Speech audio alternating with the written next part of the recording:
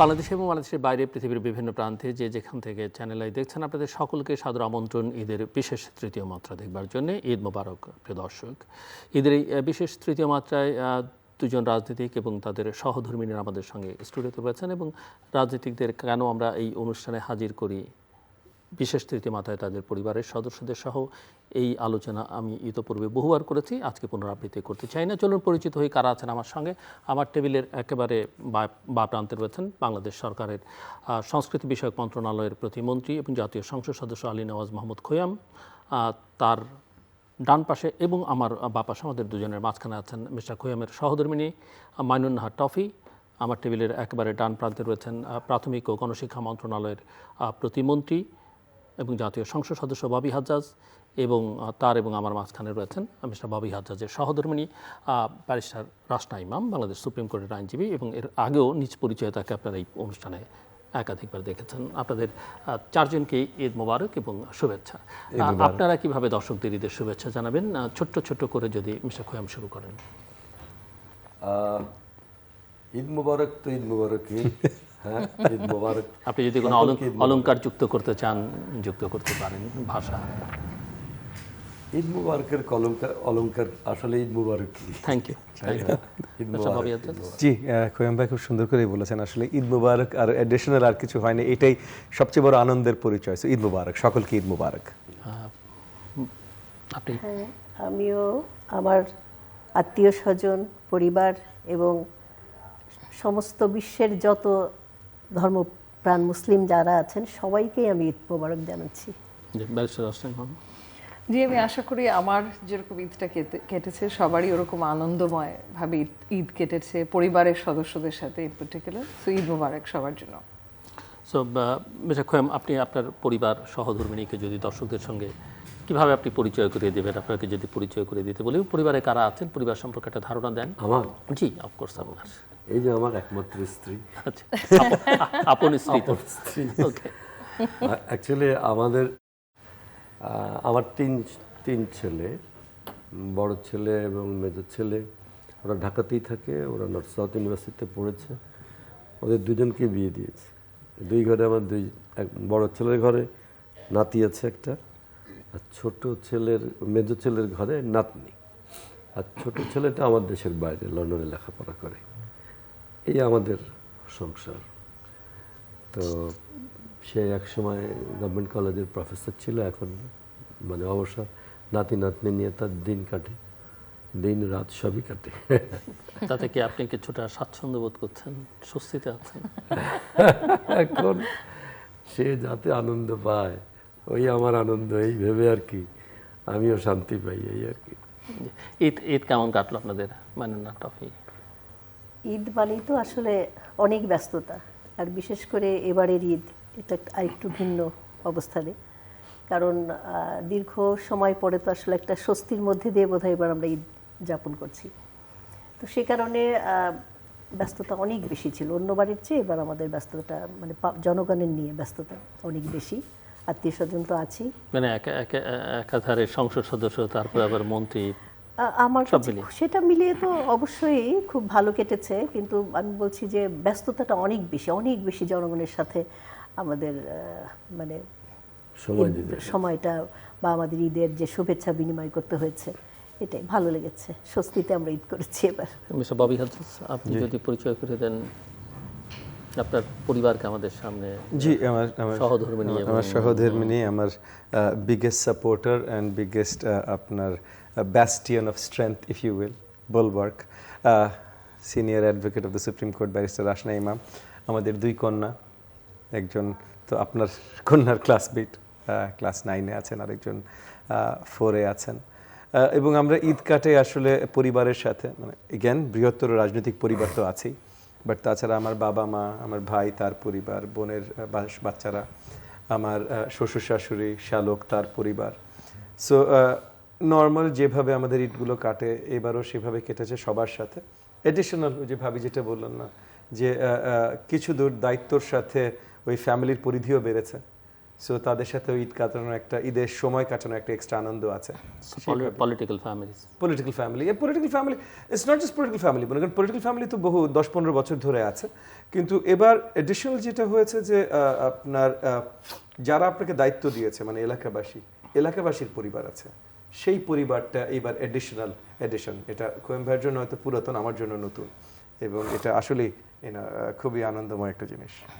আপনার জন্য কেমন মানে ঈদ কেমন কাটলো, এবং একেবারে নতুন পরিচয় তো, বিশেষ করে তার জন্য জনপ্রতিনিধি, মন্ত্রী, সো কেমন কাটলো? এবং ঈদের সময় আসলে উনি কিছু করেন বা আপনাদের এরা ঈদের আয়োজনে কোনো সহযোগিতা, না উনি মুখ্য ভূমিকা পালন করেন না? ঈদের আয়োজন জিলুর ভাই উনিও করেন না, আমিও করি না।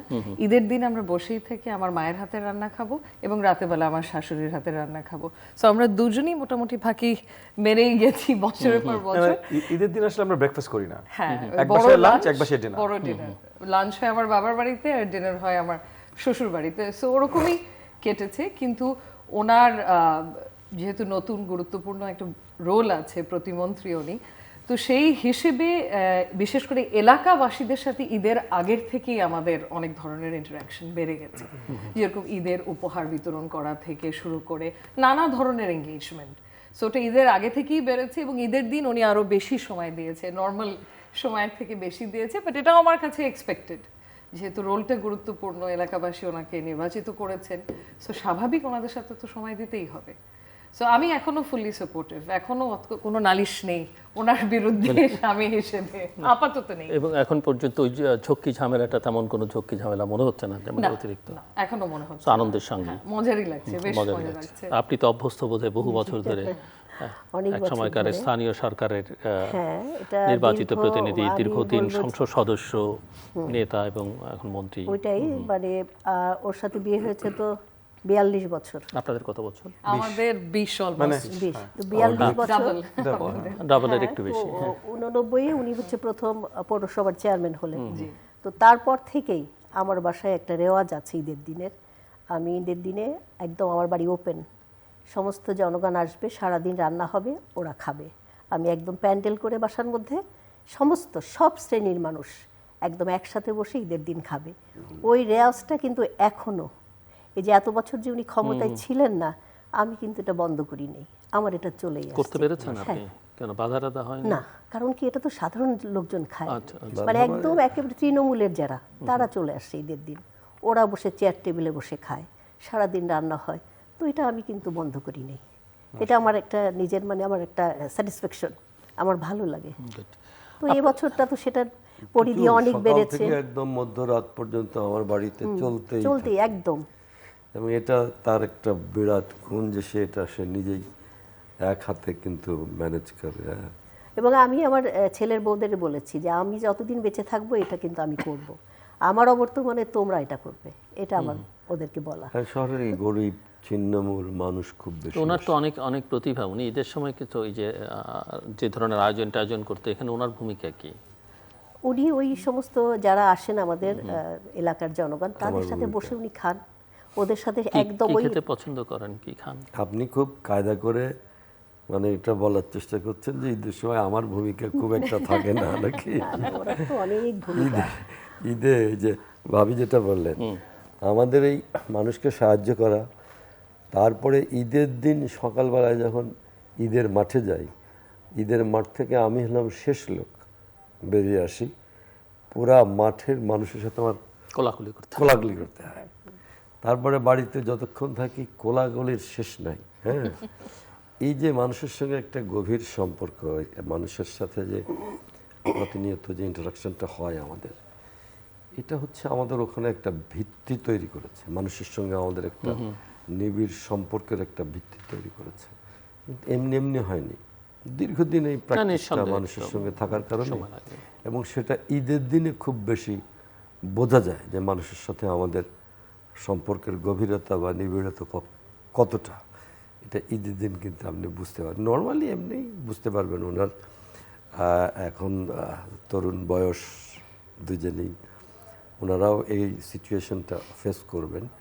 এখন নতুন হয়েছেন, আমি নিশ্চয়ই বিশ্বাস করি ওনার ওখানেও প্রচুর মানুষ আসে এবং যত দিন যাবে এগুলো একটু করতে বাড়তে থাকবে, থাকবে এবং একটা মানুষের সঙ্গে আপনার সম্পর্কের যে একটা ট্র্যাডিশনের মধ্যে সম্পর্কের একটা বড় একটা নেটওয়ার্ক তৈরি হবে। কেমন, এটা আমি মনে করি একজন পলিটিশিয়ানের জন্য অনেক বড় ব্যাপার, মানুষের সাথে সম্পর্ক গভীর করা। কারণ হচ্ছে যে সাধারণ মানুষ একেবারে একেবারে মানে খেটে খাওয়া মানুষ, তাদের সঙ্গে সম্পর্ক গভীর করার প্রচেষ্টা আমাদের কিন্তু কম থাকে সাধারণত। এটা করা বেশ কঠিন কাজ। সুতরাং এই প্র্যাকটিসটা পলিটিশিয়ানদের থাকা উচিত, তাহলে ওরা দেশ সম্পর্কে, মানুষ সম্পর্কে, দেশের একেবারে সাধারণ মানুষের জীবন বোধ সম্পর্কে বুঝতে পারবে। Thank you. আমি একটু ব্যারিস্টার রাষ্ট্রনাইব এবং মিস্টার ববি হাজরা আপনাদের কাছ থেকে শুনতে চাই যে আপনাদের এই যে 20 বছরের দাম্পত্য জীবন কেমন কাটলো এবং শুরুটা কিভাবে হয়েছিল? ঈদের অনুষ্ঠান খোলামেলা যদি বলেন খুব ভালো হয়। আপনি বলেন খোলামেলা, তারপর আমিও বলবো। না, আমাদের ফার্স্ট দেখা হয়েছিল, ভুল ত্রুটি হলে আমি কারেকশন করে দেবো। Usually it was the other way round. উনি গল্পটা বলেন, তারপর আমি কিছু অ্যাড করি। আজকে উনি আমাকে দিয়ে বলেছেন। কিন্তু উই মেট এট ইউনিভার্সিটি, আমরা বিশ্ববিদ্যালয়ে মানে অনেক বছর কাজ টাজ করার পর আবার মাস্টার্স করতে যখন ফেরত গেলাম বিশ্ববিদ্যালয়ে, এটা 2006 সালে, তখন ওখানে আমাদের পরিচয়। কোন জায়গায়? অক্সফোর্ড, ইংল্যান্ডে, অক্সফোর্ড বিশ্ববিদ্যালয়। ওখানে উনিও মাস্টার্স করতে গেছিলেন, একটা বিসিএল একটা ডিগ্রি আছেন, ওটা করতে গেছিলেন। আমি গেছিলাম MBA করতে। তো ওখানে আমাদের পরিচয়ের পর খুব অল্প সময়ে আসলে আমরা খুব শক্তভাবে আর কি একে অপরের সাথে টাইড আপ হয়ে যাই। জি। কার উৎসাহে? জি, উৎসাহটা কার বেশি ছিল? Mutual, actually mutual. শুরুটা কে করেছিল? কেউ না কেউ তো দুটোই মিউচুয়াল। এটাও কিন্তু না, আমি আপনাকে অনেস্ট কথা সত্যিটা বলি। প্রথম যেদিন ওনার মানে কি সাথে আমার আপনি দেখা বলতে হলো, চাইছেন উনিও বলতে চাইছেন এরকম একটা পরিস্থিতি কারো মুখ দিয়ে বেরোচ্ছে না, বাট দুজনে একই সময় বলতে না, এরকম কিছু না, এই টাইপের কিছুই না। প্রথম যেদিন আমাদের পরিচয় হলো, সেদিন কিছু দূর পরিচয়ের সাথে সাথে একটা ইস্যু হলো যে ভাই লাইক ঠিক আছে, বহুত বাংলাদেশি তো বহুত দেখেছি, অক্সফোর্ডে এসেও বাংলাদেশি দেখেছি, খুব ভালো কথা, কেমন আছো, ভালো আছো বাবা, তুমি তোমার রাস্তায় যাও, আমি আমার রাস্তায় যাই। তো আমাদের খুব বেশি কথা হয়নি 2-3 মাস। একদিন কোনো একটা দাওয়াতে 2-3 মাস পর কোনো একটা দাওয়াতে আমরা পাশাপাশি বসা ছিলাম। সো ওই দাওয়াতে আটকে গেছি, পাশাপাশি বসার সাথে কথা বলছি। ওই রাতে আমরা যে ডিনার টেবিলে কথা বলা শুরু করেছি, এরপর 20 বছর হয়ে গেছে আমরা আলাদা হইনি। মানে এটা অ্যাকচুয়াল ফ্যাক্ট, মানে that's how it happened. So ওখানে কথা বলার পর থেকে ওই রাতেও মানে অনেক রাত পর্যন্ত আমরা দুজন হেঁটেছি। পরের দিন first thing in the morning আমরা দেখা করেছি। মানে আর তারপরে এটাকে যে এই জায়গায় নিয়ে আসা হবে সেই শুরুটা কিভাবে হলো? মানে তো বুঝলাম আমি, কথাবার্তা হলো। না, ওই কথা থেকে আর কথা ছাড় হয়নি আর কি। আচ্ছা, এবার আমি আর একটু তথ্য, আপনি যদি একটু খোলামেলা বলেন, আমি তো আবার একটা পলিটিশিয়ান, একটু ওই আমি কিন্তু খোলামেলা বলেছিলাম। আচ্ছা যাই হোক, ঠিক আছে, অ্যাড করব। কোটেড অনেক একটু ব্রডলি বলছে, যাতে সুনির্দিষ্ট কিছু বলছে না। তো 2-3 মাসের পলিটিশিয়ানদের নিয়ে এটাই একটা সমস্যা, সুবিধা মতো। আর শোভন ভাই আমাদের কি বলে? আইনজীবীদের কাজ হচ্ছে ওনাদেরকে কর্নার করা একটু। তো এখন হচ্ছে কয়েক মাস পরিচয়ের মধ্যে ওনার ভাই বোন তাদের সাথে আমার ফোনে কথা হতো রেগুলার, ওনারও কথা হতো আমার ভাইয়ের সাথে। তো হঠাৎ করে 3 মাসের মাথায় ওনার বোন মানে আমার ননাস আমাকে ফোনে বললো আমার ভাইকে বিয়ে করবে। তো বিয়েটি এসব কথা আমিও ভাবিনি, সেও ভাবিনি, আমরা কেউই ঠিক বিয়ে করব বা করতে হবে কোনো ধরনেরই কথা হয়নি। আমরা ছিলাম ইভেন ভালোবাসার কথা হয়, ভালোবাসার কথা না, হয়নি, বিয়ের কথা মানে উনি হয়নি। আমাদের পরিচয়ের 3 মাস বলছে না, আমাদের একসাথে হবার 3 মাস পরে একসাথে কথা হবার বলছে। 3 মাস। তো উনি ধাপ করে ফোনে আমাকে জিজ্ঞেস করেছে তুমি কি আমার ভাইকে বিয়ে করবে? তো আমি একটু বোকার মতো হাসলাম, কারণ এই ব্যাপারে ওর সাথে আমার কথা হয়নি, ওনার সাথে হয়নি।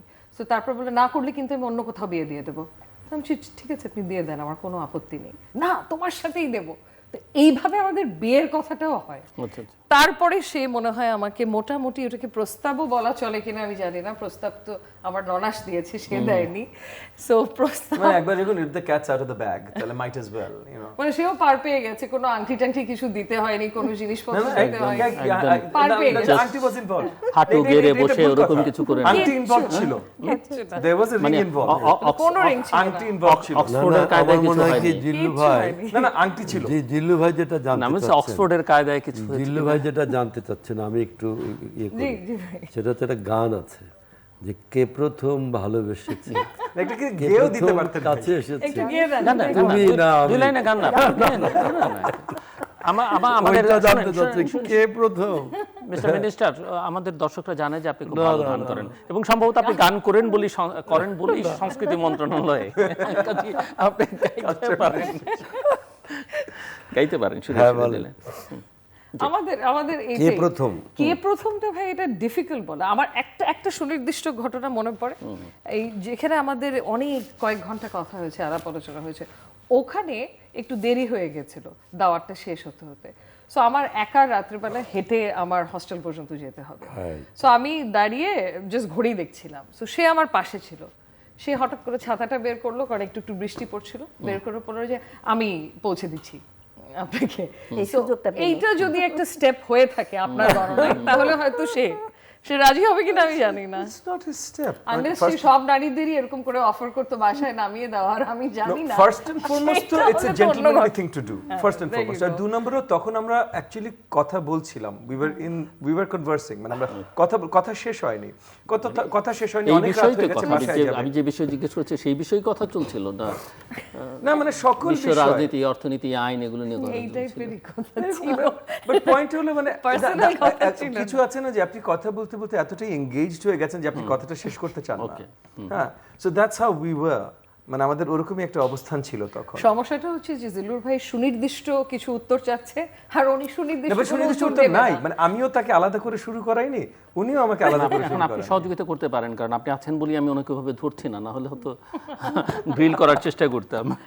না না করেন grill, but this was the reality, মানে ঘটনাটা এটাই ছিল। ওকে, তারপরে বৃষ্টির মধ্যে আগে। মানসের কথায় কথা হলো, তারপরে আমাদের পরিবাররা বাংলাদেশে একে অপরের সাথে দেখা করলো। আমরা তখনও অক্সফোর্ডে, আমাদের কারোর সাথে দেখা হয়নি। 7 মাসের মাথায় আমরা দেশে ফেরত এসে আমরা কয়েকদিনের এসেছিলাম মধ্যে just act করার জন্য, হ্যাঁ। আক্ট করে আবার চলে গেলাম লন্ডনে। তো ওভাবেই পরিচয়টা, ওভাবেই মানে ওভাবে বিয়েটা, ওভাবে বিয়ে, পরিচয় সবকিছু। এবং তারপরে তো লন্ডনে কিছু বছর চাকরি করে, তারপরে আমার প্রথম আই থিঙ্ক কন্যা সন্তান নিয়ে যখন আমি প্রেগনেন্ট, তখন আমরা দেশে ফেরত আসলাম। দেশে ফেরত আসাটা সবসময় দুজনেরই মাথায় ছিল, মানে আমিও চেয়েছি যে সে এসে কাজ করব, সেও তাই চেয়েছে। আপনাদেরটা তো কোনো দর্শক হয়তো পুরনো দর্শকটা আগে শুনেছেন, কিন্তু অনেক নতুন দর্শক এখন, নিউ জেনারেশন, সো তাদের জন্য একটু আমাদের আপনাদেরটা শুনুন। খুব কাট বিষয়। সেটা হচ্ছে যে ওই যে আপনি ধরিয়ে দেবেন ভুল আচ্ছা উত্তরটা। উনি বলুক, তুমি বলো। উনি বলুক। আমরা যখন কলেজে পড়ি তখনই আর কি, মানে বেশি ইয়ে না, কোন কলেজে? না না, তুমি বিশ্ববিদ্যালয়ে পড়ো, আমি কলেজে পড়ি। তখন একটু আমাদের আপনি রাজবাড়ি? আমি রাজবাড়ি। 3 বছরের ডিফারেন্স আমাদের। তো ওই প্রথম দেখা, আগের থেকেই দেখি, একই শহরে বাস করতাম তো, অনেক পলিটিক্স করতে যেত কলেজে, এটাই অনেক আগের থেকেই চেনা জানা, অনেক আগে, ছোটবেলার থেকেই চিনি জানি। একদম বাচ্চা বয়স থেকে? কোন দিক, হ্যাঁ একদম বাচ্চা বয়স থেকে বলা যায় তাই। হ্যাঁ। তারপরে হঠাৎ কবে যে ভালো লেগে গেল বলা মুশকিল। কার, আপনার? আমারই। আচ্ছা আচ্ছা আচ্ছা, গুড, অনেস্ট। তারপরে একটু ওই একটুকু ছোঁয়া লাগে, হ্যাঁ একটুকু কথা শুনি, তাই নিয়ে মনে মনে রতিমামু ফাল্গুনি নাকি, তো হঠাৎ একটু হাতে ছোঁয়া লাগলো, হঠাৎ একটু এই সব করতে করতে একদিন বলে দিলাম টাস টাস করে, বুঝছেন, যেরকম যেটা হয় এখন, ধরেন আমাদের নাতিরা শুনলে হাসবে, এই আই লাভ ইউ বলে দিলাম, হয়ে গেল, বুঝছেন। বলেছেন না? মানে আপনি বলার সাথে সাথে কি ভাবিও রেসপন্ড করেছেন? এটা সে বলুক।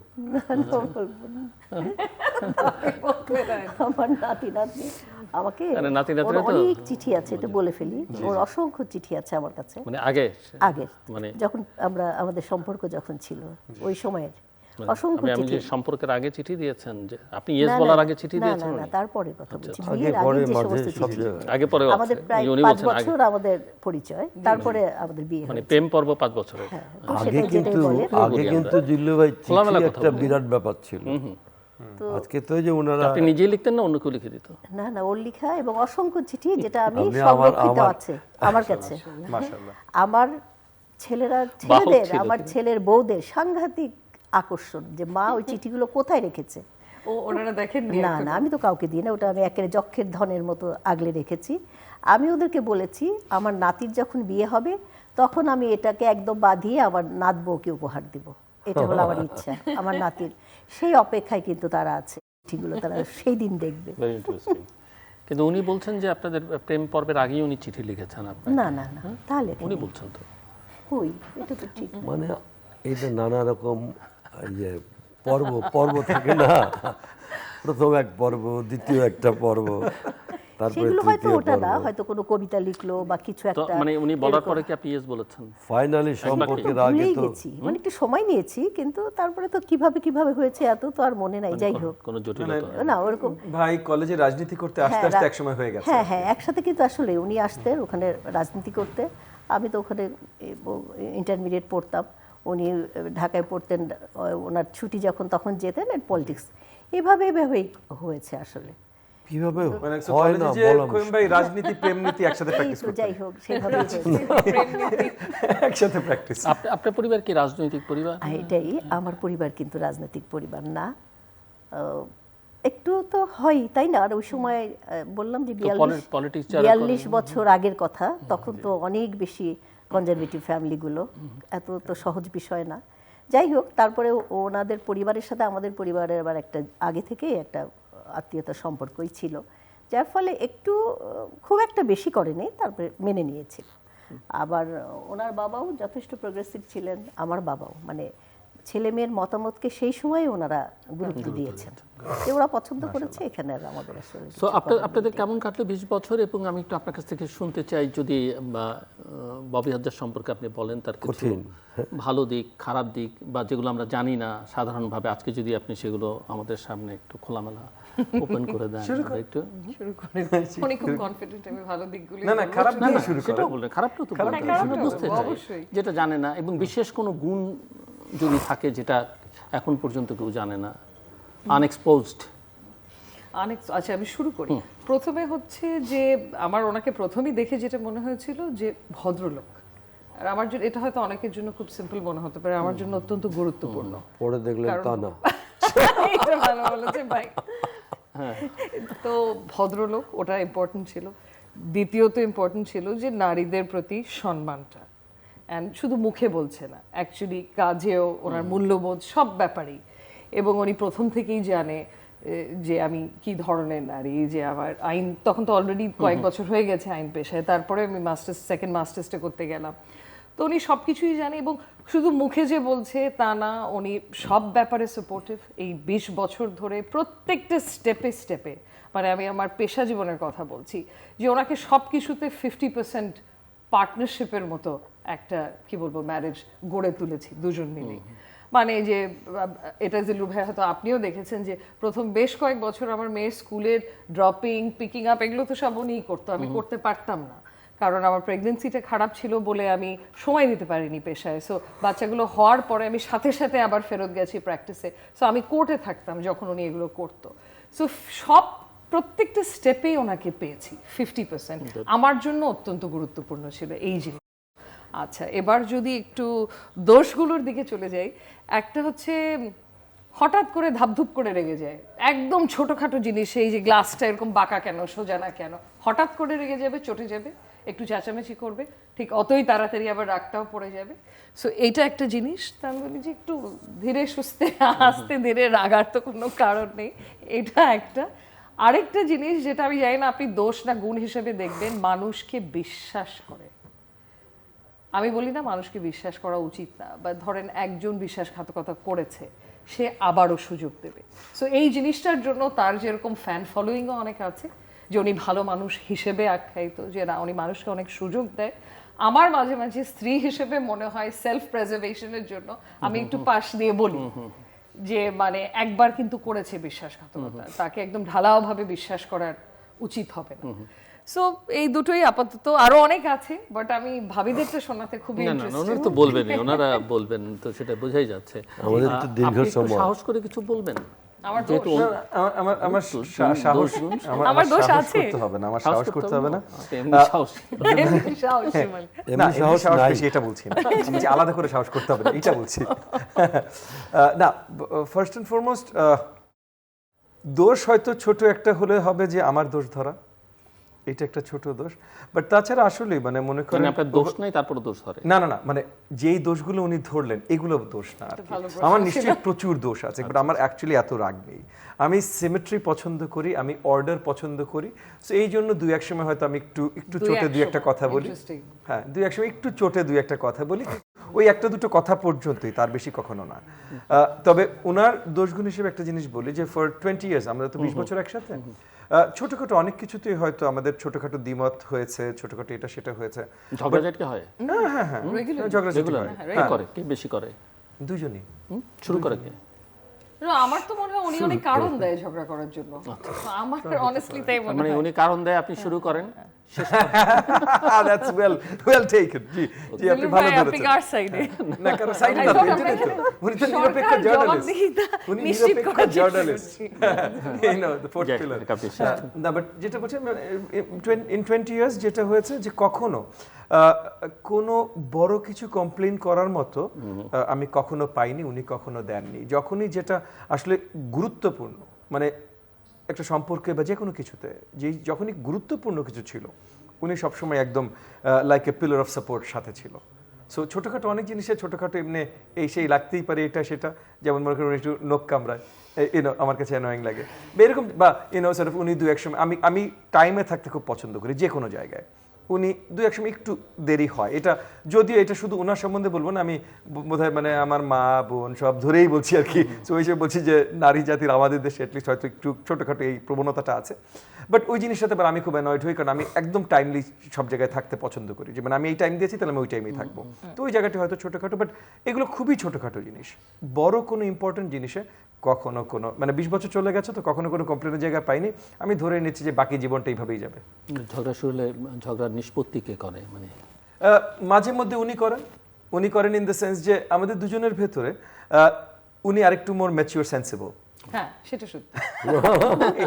মানে কি লাভ দি দুজনের ভেতরে উনি আরেকটু বেশি, আমি হয়তো আরেকটু বেশি লাইফকে রোমান্টিসাইজ করি বা কিছু করি, মোর ম্যাচিওর সেন্সিবল উনি। বাট উনি যে প্রচন্ড রোমান্টিক না এটা না, তা বলছি না, বাট বিটুইন দ্য টু উনি আরেকটু ম্যাচিওর সেন্সিবল। সো সেন্সিবল কাজগুলো হয়তো আমিও অনেক সময়, রোমান্টিসিজম খারাপ বলছেন?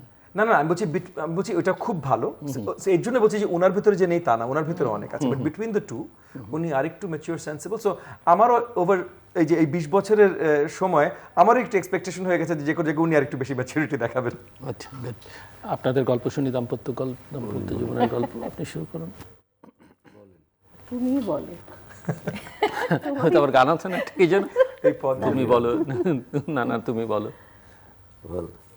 কি প্রশ্ন করলেন? প্রশ্নটা না, কি আমি আমি আপনাদের জবাব দিতে এই যে সহজ ওনাদের হবে? যেরকম দাম্পত্য জীবনের গল্প শুনলাম, ও আচ্ছা। কিছুটা সামান্য আপনাদেরও এরকমই শুনি যে কেমন কাটছে আমাদের 42 মানুষ বছরে। হিসেবে, রাজনীতিক হিসেবে কেমন, ভালো মন্দ দুটোই, এবং দুজন সম্পর্কে শুনি। আমরা একটু আসলে বুঝতে চাই যে 42 বছর টিকে থাকা, ওটা তো একটা বড় ব্যাপার। কি করে এই সম্ভব হলো? টিকে থাকার কেমিস্ট্রিটা কি কি সেটা, করে সম্ভব হলো? হ্যাঁ, 42 বছর এবং এই যে অনেক ঝগড়াঝাটির দীর্ঘ কথা সময়। বললাম, এগুলো তো খুব জাদুঘরে গিয়ে খুঁজতে হবে যে ঝগড়াঝাটি ছাড়া দাম্পত্য জীবন হয়। তো সেই জন্য আপনাদের তো শুনতে হয় না, হয় না, আমার সেটাই মনে বললাম। হয়। কিন্তু এখানে বোধহয় আমরা একটু ব্যতিক্রম। সেটাই শুনতে 42 বছরে তেমন 42 দিনও হয়নি। 42 দিন কেন, 42 ঘন্টাও ঝগড়া হয়নি।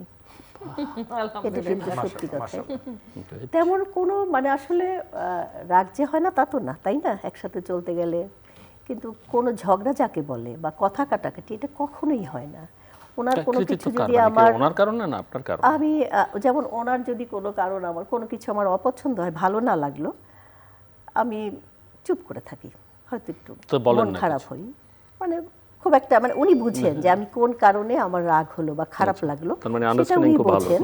কিন্তু আমি হয়তো কোনো প্রতিবাদ করি না, আমি হয়তো একটু মন খারাপ করে মানে থাকলাম। একবার বলেনও না যেটা আমার ভালো লাগেনি। ও বুঝে গেছে যে আমি কোন কারণে হয়তো রাগ হয়েছে আমার, তো পরে একদিন দুদিন আমি একটু আমি কত ভালো।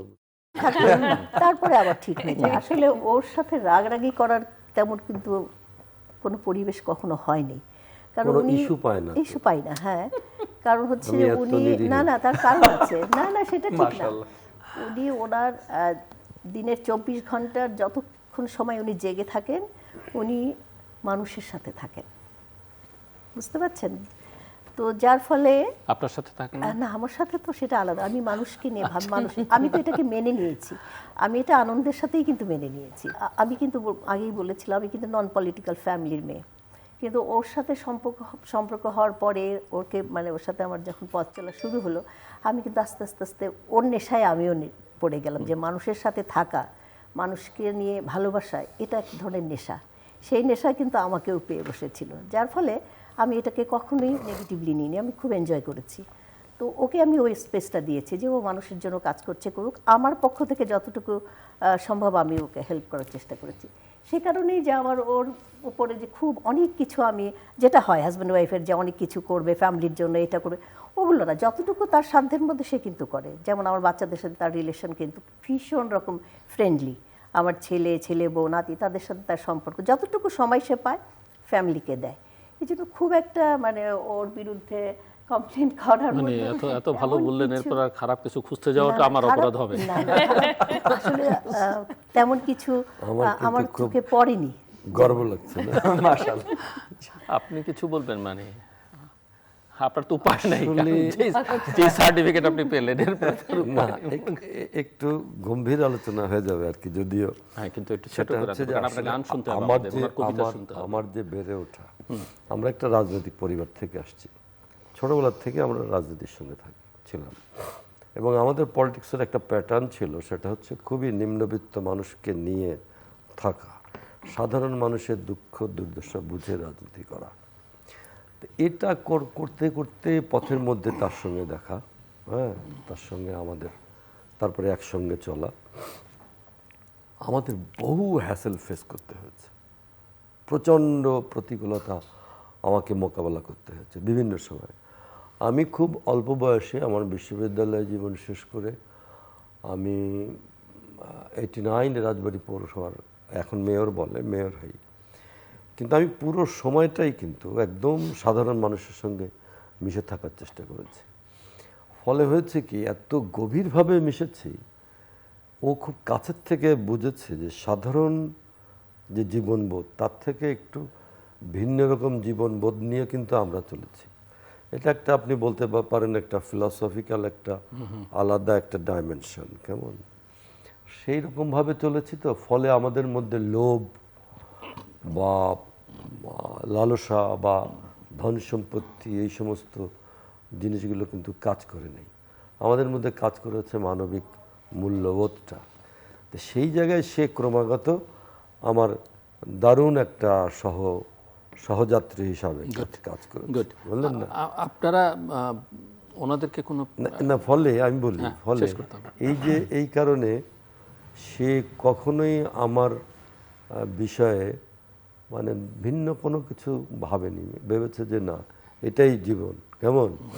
সেই জন্য আমাদের মধ্যে কখনোই মিসআন্ডারস্ট্যান্ডিং হয়নি। আপনারা ছোট্ট করে একটা প্রশ্ন ওনাদেরকে করতে পারেন, দুজনের যে কেউ, এবং ওনারা 30 সেকেন্ডসে সেটার উত্তর দিক, এবং আপনারা ওনাদেরকে কোনো একটা প্রশ্ন করতে পারেন। কি প্রশ্ন? এনিথিং যদি জানতে চান, যে আমরা এতক্ষণ গল্প করলাম সেই গল্পের সূত্র এখন হালকা আলোচনা করি। এভাবে আর কত কাল চলবে নাকি? ওনাদেরকে জিজ্ঞেস করছেন এভাবে আর কতকাল এভাবে আর চলবে? কতকাল চলবে? আমাদের হ্যাঁ, আপনাদের যত বছর বেঁচে আছি আশা করি আশা করছি এভাবে চলবে। পাল্টা প্রশ্ন। জি, মানে ভাইকে আর কি প্রশ্ন করবো? ভাই তো মানে একটা প্রশ্ন বাকি আছে, ভাই গান কখন আমার মনে হয় লয়ারই করুক, হ্যাঁ, এক্স্যাক্টলি, লয়ারই সেটা করুক। আমি তো বলবো ভাইয়ার ভাবি কি, যে আপনারা যেহেতু 42 বছর, আমরা তো শুধু তার অর্ধেকেরও কম, তো আপনাদের আমাদেরকে কি পরামর্শ আছে দেয়ার? আরো 20 বছর পার করার, আরো 22 বছর, আরো অন্তত। 22 বছর পার অন্তত। করার ক্ষেত্রে অন্তত। না, 20 বছর যখন পার হয়ে গেছে, ভালো মন্দ মিশিয়ে ইনশাল্লাহ আগামী দিনগুলো আরো ভালোভাবে কাটবে, এটাই। আমার এটি কি জানেন, যে মানুষের সব কিছু সহজ করে নেওয়া, এই অভ্যাসটা মানুষকে কিন্তু ঠিক রাখে। আগে যে কোনো বিষয় খুব সহজ করে নেবেন, আপনাদের মধ্যে সম্পর্ক ভালো থাকবে। এবং আমি যতটুকু বুঝতে পারলাম আপনাদের দেখে, দীর্ঘকাল আপনারা ভালো থাকবেন, দেখে এবং শুনে, দেখে এবং শুনে এবং আপনাদের সম্পর্ক চমৎকার থাকবে। তো আমরা একেবারে শেষের দিকে, এবং এটা আপনারা তো আগে জানেন যে এই অনুষ্ঠানে, ঈদের অনুষ্ঠানে আসলে কিছু না কিছু দর্শকদের আনন্দ দেবার চেষ্টা করতে হয় আর কি, যে যেভাবে পারেন, সেটা গান গেয়ে হোক, কোনো একটা অভিনয় করে হোক, কোনো একটা মজার গল্প বলে হোক। আমি কবিতা পড়ি না ভাই, ইনি কবিতা লেখে এবং পড়ে দুটোই। তো আপনি কি করবেন? আপনি কি করবেন? আমি কিছুই করি না, আমি শুনি ওনার কবিতা, আমি ইন্সপিরেশন হওয়ার চেষ্টা করি। আমি একসময় কবিতা পড়তাম যখন আচ্ছা, আপনার কাছ থেকে বিশ্ববিদ্যালয়ে আমি ছিলাম, কবিতা কিন্তু শুনবো। এখন আর আপনার কাছ পড়ি না। থেকে কবিতা শুনবো, আপনার কাছ থেকে স্বরচিত কবিতা শুনবো। আপনি কিছু একটা আমাদের, আপনার তো কোর্টেরও অনেক গল্প আছে, ছোট্ট একটা কোনো গল্প আপনি হেসেই পার করে দিবেন তা তো আমি হয় না। হেসে পার করার চেষ্টা করছি আমার ভাই, হাতে আর সময় ধরে নেই, ফেলবো। আমার হাতে 4 জনের জন্য 4 মিনিট ম্যাক্সিমাম সময়, ম্যাক্সিমাম বললেও বেশি বলা হবে। সো কে শুরু করবেন? এটা মুরব্বী মানে না, উনি শেষ করবেন। গান তো উনি তো গান গাইবেন পরে সেই কি গান গাবে? ও মানে গানটা কি সবচেয়ে লাস্টে যাবে এরকম কিছু? হ্যাঁ, একটু থাকুক, গানটা শুনুন। তাহলে আমরা ক্রস উনি তো করি, পেশাদার। ভাবিকে দিয়ে শুরু করি। লেডিস ফার্স্ট এমনিও আছে। ওকে, ঠিক আছে, আপনি শুরু করেন, কয়েকটা লাইন, খুব বেশি না, তারপরে আপনি, তারপরে বন্ধ করে দিলাম তো। হ্যাঁ, বন্ধ করে দিয়েছে। আমি আসলে তো 2-4 লাইন হ্যাঁ, শোনালেই হবে, খুব বেশি না। বিশ্ববিদ্যালয়ে যখন পড়েছি তখন কবিতা আবৃত্তি করতাম। এরপরে এই যে বললাম না, এই 42 বছর কিন্তু আর ও পাতা বন্ধ হয়ে শুধু আমার গেছে। আগের এর অনুষ্ঠানে আগে যখন অনুষ্ঠানে এসেছিলেন যখন তখন এসেছিলাম করেছিলেন। তখনও ওর রিকোয়েস্টে, এখনো ভেবেছি আমি এটাকে বরং একটা বের আপনাদের করি। একই ইউনিভার্সিটি তো? হ্যাঁ, জি। আমরা একই ইউনিভার্সিটিতে, কিন্তু জাহাঙ্গীরনগর। আপনি তখনও যেতেন আমাদের ইউনিভার্সিটিতে হ্যাঁ, ওই যে সেই সেই টানে। একটু দেখি। ততক্ষণে কবিতা হয়ে যাক। স্যার আমি আমরা লয়ারের কাছ থেকে একটা, এই ফাঁকে হ্যাঁ, সময় নষ্ট হ্যাঁ। না করি, আপনি কোর্টের একটা কোনো মজার গল্প just দর্শকদের কিছু না হলে একটা আইনের ধারা বলুন। ছোট্ট আইনের ধারা বলতে এটা 30 সেকেন্ড 45 সেকেন্ড। 30 সেকেন্ডসে এতটুকুই বলবো, প্রথম জীবনে অনেক মেজাজ খারাপ হতো যখন পিওরলি আমি নারী আইনজীবী বলে আমাকে আন্ডার এস্টিমেট করতো। বাট ওখানে একটা মজার ঘটনা আছে যে একটা বড় মামলা করছিলাম একদম প্রথম দিকে, সো আমি বেশ ইয়াংই ছিলাম তখন। তো আমার প্রতিপক্ষ একজন স্ট্যাবলিশড পুরুষ আইনজীবী ছিলেন। সো সে যখন কোর্টে ঢুকে দেখে যে বাচ্চা একটা মেয়ে এরকম করে ফাইল ঘাটাঘাটি করছে, হয়তো একটু নার্ভাস লাগছে, সে দেখে মানে একটা অট্ট হাসি দিয়ে, কি খুব পড়াশোনা হচ্ছে না, এরকম করে করলো।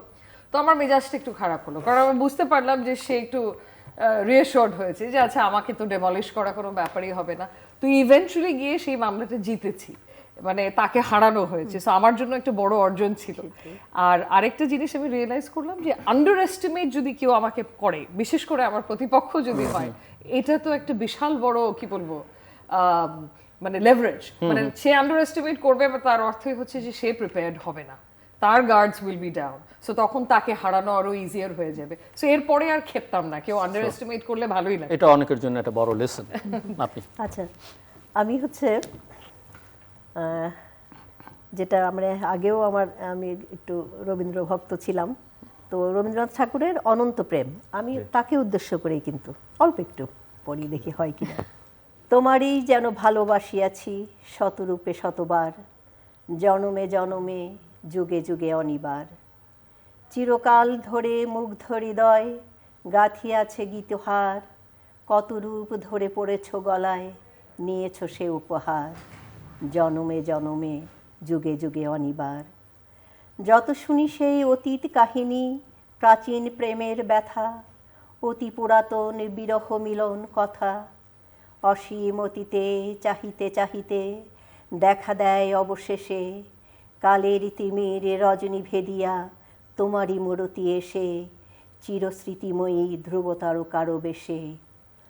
আমরা দুজনে ভাসিয়া এসেছি যুগল প্রেমের স্রোতে, অনাদিকালের হৃদয় উৎস হতে, আমরা দুজনে করিয়াছি খেলা কোটি প্রেমিকের মাঝে, বিরহ বিধুর নয়ন সলিলে মিলন মধুর লাজে, পুরাতন প্রেম নিত্য নতুন সাজে। জীবন সার্থক। আপনি? আমি again মানে ছোট কোনো কবিতা খুঁজে পাচ্ছিলাম না, সো লম্বা একটা কবিতার অল্প একটু অংশ পড়ি। এটা রচিত হয়েছিল 10 বছর আগে, 10 years ago, 2016 সালে। 10 বছর আগে? 10 বছর। উনি তখনও ছিলেন না আপনার সঙ্গে? কবিতার নাম সংসার। আচ্ছা আচ্ছা। হ্যাঁ, কবিতার নামই সংসার। আমি এটা অনেক লম্বা, না না, অল্প একটু বলবো। অল্প একটু শোনা। সংসার। ভেবেছিলাম কবে পথে দেখা হবে, যাত্রার শুরুতে না করি বিলম্ব, বয়স তো ছোট, পা ফসকাবেই বা কত, চলন শুধরে যাবে নিশ্চয়ই অবিলম্বে, নয়নে ভরা স্বপ্ন, মস্তিষ্কটা অনেকটাই শূন্য, বুকে যেন রুদ্ধ বিপ্লব আর সয় না, সামনে না দেখে ছুটি, নাই বাধা কোনো খুঁটি, থেমে যাবার কারণ কোনো পাই না। ঝড়ো হাওয়ার বেগে পুজমেঘের সাথে লেগে চরণ তলায় সারা বিশ্ব যায় লুটি, বিদ্রোহী কবিতার ছন্দে ঢোলের স্পন্দনের আনন্দে নিলাম সব ভয় বাধা থেকে ছুটি। বাহ, বাহ বাহ বাহ এটা অনেক লম্বা খুব হচ্ছে সুন্দর, হ্যাঁ। ছোট্ট একটু। মিস্টার মিনিস্টার, কি করব, খুব আপনি বিপদ। কয়েক লাইন গান আমাদের শোনাবেন। আমি একটু একটা রবীন্দ্রনাথের গান করি, আর কি করবো। হ্যাঁ, অফকোর্স। তাদের যেরকম ওই যে ছাতা নিয়ে গেল না, একটুকু ছোঁয়া লাগে, একটুকু কথা শুনি, তাই নিয়ে মনে মনে রচি মম ফাল্গুনি, একটুকু ছোঁয়া লাগে, একটুকু কথা শুনি। বাহ, চমৎকার চমৎকার। অনেক ধন্যবাদ ব্যারিস্টার রাষ্ট্র ইমাম, মিস্টার ববি হাজ্জাজ, মিস মাইনুন নাহার টফি এবং মিস্টার আলী নওয়াজ মোহাম্মদ খুয়াম এদের এই আনন্দে আমাদের সঙ্গে যুক্ত হবার জন্য। দর্শক, দুজন প্রতিমন্ত্রী সরকার এবং তাদের সহধর্মীরা কথা বলছিলেন। এক দম্পতির বয়স 42, আরেক দম্পতির বয়স 20। আমরা তাদের জন্য শুভকামনা করি এবং এই সম্পর্ক টিকিয়ে রাখাটা আর যে রসায়ন সেগুলো দুপ্রান্ত থেকে তারা বলবার চেষ্টা করলেন এবং সেখান থেকে আমি বিশ্বাস করি যে আমাদেরও যারা দেখছেন তাদের শেখার অনেক কিছু আছে। দর্শক, আপনাদের সবার জন্য শুভকামনা। ঈদ মোবারক।